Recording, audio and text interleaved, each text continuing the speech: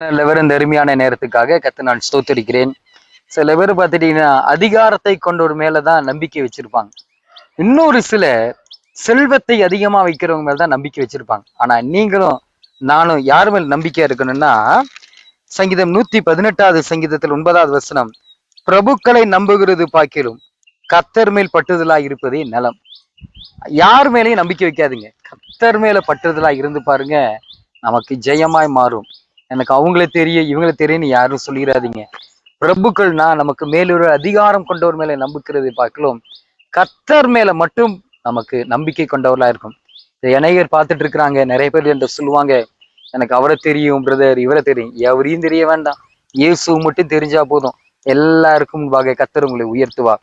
நீங்க எந்த நேரத்திலையும் மனம் தளராம இருங்க. இயேசு மேல வைக்கப்பட்ட நம்பிக்கைய ஒருவதும் குறைச்சிடாதீங்க. கர்த்தர் மேல நம்பிக்கை குறைக்காதபடி தேவனுக்கு முன்பாக இருந்து பாருங்க. தேவன் உங்களை அடைக்கலமாய் இருப்பார். அவர் உங்களுக்கு முன்பாக சென்று கோணலாவைகளை செவைப்படுத்துவார். இயேசு நல்லவர்.